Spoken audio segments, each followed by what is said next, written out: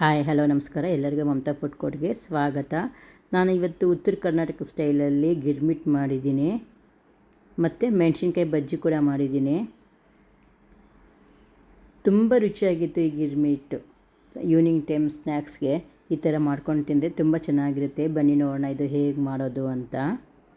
ನಾನು ಸ್ಟವ್ ಅಂಟಿಸಿ ಬಾಣಲಿ ಇಟ್ಟಿದ್ದೀನಿ. ಬಾಣಲಿಗೆ ಒಂದು 3 ಸ್ಪೂನಷ್ಟು ಎಣ್ಣೆ ಹಾಕ್ಕೊಂಡಿದ್ದೀನಿ.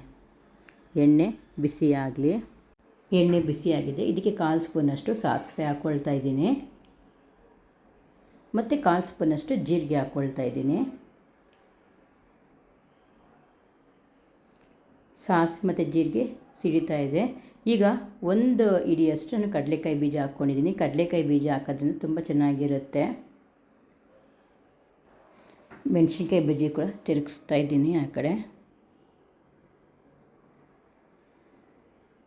ಕಡಲೆಕಾಯಿ ಬೀಜ ಸ್ವಲ್ಪ ಚೆನ್ನಾಗಿ ಫ್ರೈ ಆಗಬೇಕು, ಆವಾಗ ಚೆನ್ನಾಗಿರುತ್ತೆ. ಮತ್ತು 1-2 ಹಸಿಮೆಣಸಿನ್ಕಾಯಿ ಕಟ್ ಮಾಡ್ಕೊಂಡಿದ್ದೆ, ಅದು ಕೂಡ ಹಾಕ್ಕೊಳ್ತಾ ಇದ್ದೀನಿ.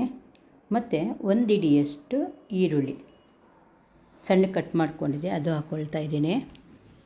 ಹಾಕ್ಕೊಂಡು ಸ್ವಲ್ಪ ಫ್ರೈ ಮಾಡ್ಕೊಳ್ಳೋಣ. ಫ್ರೈ ಮಾಡಿದ್ದಕ್ಕೆ ಸ್ವಲ್ಪ 1 ಚುಟಕಿಯಷ್ಟು ಇಂಗು ಕೂಡ ಹಾಕ್ಕೊಳ್ತಾ ಇದ್ದೀನಿ. ಹಿಂಗೆ ಹಾಕೋದ್ರಿಂದ ಫ್ಲೇವರು ತುಂಬ ಚೆನ್ನಾಗಿರುತ್ತೆ. ಹುಣಸೆ ಹುಳಿ ಹಾಕ್ತಾಯಿದ್ದೀನಿ. 4 ಸ್ಪೂನಷ್ಟು ಹುಣಸೆ ಹುಳಿ ಹಾಕ್ತಾಯಿದ್ದೀನಿ ಮತ್ತು ಸ್ವಲ್ಪ ಬೆಲ್ಲ ಹಾಕ್ತಾಯಿದ್ದೀನಿ ಮತ್ತು ರುಚಿಗೆ ತಕ್ಕಷ್ಟು ಸ್ವಲ್ಪ ಉಪ್ಪು ಹಾಕ್ಕೊಳ್ತಾ ಇದ್ದೀನಿ. ಪೂರಿಯಲ್ಲಿ ಸ್ವಲ್ಪ ಉಪ್ಪಿರುತ್ತಲ್ಲ, ಅದಕ್ಕೆ ನೋಡಿಕೊಂಡು ಉಪ್ಪು ಹಾಕ್ಕೊಳ್ಳಿ. ಮತ್ತು 1 ಚುಟಕಿಯಷ್ಟು ಅರಿಶಿಣದ ಪುಡಿ ಕೂಡ ಹಾಕ್ಕೊಳ್ತಾ ಇದ್ದೀನಿ. ಹಾಕ್ಕೊಂಡೆಲ್ಲ ಫ್ರೈ ಮಾಡೋಣ. ಫ್ರೈ ಮಾಡಿ 1-2 ನಿಮಿಷ ಸ್ಟವ್ ಆಫ್ ಮಾಡೋಣ. ಸ್ಟವ್ ಆಫ್ ಮಾಡಿ ನಾನು ಇಳಿಸ್ಕೊಂಡಿದ್ದೀನಿ. ಮತ್ತು ನಾನು 3 ಬಟ್ಲಾಗುವಷ್ಟು ಪುರಿ ತಗೊಂಡಿದ್ದೀನಿ. ಆ ಪುರಿಗೆ ಇದು ಹಾಕ್ಕೊಳ್ತಾ ಇದ್ದೀನಿ. ನಾವೇನು ಮಾಡಿದ್ವಲ್ಲ ಇದು, ಅದು ಹಾಕ್ಕೊಳ್ತಾ ಇದ್ದೀನಿ. ಹಾಕ್ಕೊಂಡು ಇದಕ್ಕೆ ಸಣ್ಣಗೆ ಈರುಳ್ಳಿ ಹಚ್ಕೊಂಡಿದ್ದೀನಿ ಅದು ಹಾಕ್ಕೊಳ್ತಾ ಇದ್ದೀನಿ. ಸ್ವಲ್ಪ ಕೊತ್ತಂಬರಿ ಸೊಪ್ಪು ಸಣ್ಣದಾಗಿ ಹಚ್ಕೊಂಡಿದ್ದೀನಿ. ಸ್ವಲ್ಪ ಕ್ಯಾರೆಟ್ 1 ಕ್ಯಾರೆಟಷ್ಟು ತುರ್ಕೊಂಡಿದ್ದೀನಿ. ಮತ್ತು ಟೊಮ್ಯಾಟೊ ಹಣ್ಣು 1 ಕಟ್ ಮಾಡ್ಕೊಂಡಿದ್ದೀನಿ, ಇದು ಕೂಡ ಇದಕ್ಕೆ ಹಾಕ್ಕೊಳ್ತಾ ಇದ್ದೀನಿ. ಇದಕ್ಕೆ ಹುರ್ಗಡ್ಲೆ ಪುಡಿ 2 ಸ್ಪೂನಷ್ಟು ಹಾಕ್ಕೊಳ್ತಾ ಇದ್ದೀನಿ. ನಾನು ಹುರ್ಗಡ್ಲೆ ತಗೊಂಡು ಪೌಡ್ರ್ ಮಾಡ್ಕೊಂಡಿದ್ದೆ. ಈ ಹುರ್ಗಡ್ಲೆ ಪುಡಿ ಇದಕ್ಕೆ ಹಾಕ್ಕೊಳ್ತಾ ಇದ್ದೀನಿ. ಮತ್ತು 1/2 ಸ್ಪೂನಷ್ಟು ಖಾರದ ಪುಡಿ ಹಾಕ್ಕೊಳ್ತಾ ಇದ್ದೀನಿ. ಚೆನ್ನಾಗಿರುತ್ತೆ. ಹುಳಿ ಸಿಹಿ ಖಾರ ತುಂಬ ಚೆನ್ನಾಗಿರುತ್ತೆ ಈ ಗಿರ್ಮಿಟ್ಟು. ಒಮ್ಮೆ ಟ್ರೈ ಮಾಡಿ, ಸ್ನ್ಯಾಕ್ಸ್ಗೆ ತುಂಬ ಚೆನ್ನಾಗಿರುತ್ತೆ. ಈವ್ನಿಂಗ್ ಟೈಮ್ ಟೀ ಟೈಮ್ಗೆ ತುಂಬ ಚೆನ್ನಾಗಿರುತ್ತೆ.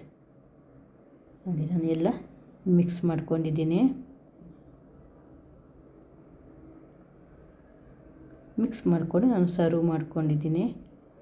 ಇದ್ರ ಮೇಲೆ ಸ್ವಲ್ಪ ಓಂ ಪುಡಿ ಹಾಕ್ಕೊಳ್ತಾ ಇದ್ದೀನಿ. ಚೆನ್ನಾಗಿರುತ್ತೆ.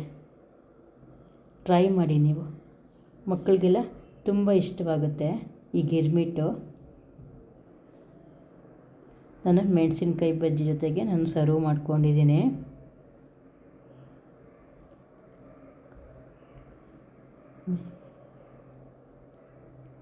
ಟೇಸ್ಟು ನೋಡೋಣ. ಟೇಸ್ಟು ಕೂಡ ತುಂಬಾ ಚೆನ್ನಾಗಿತ್ತು.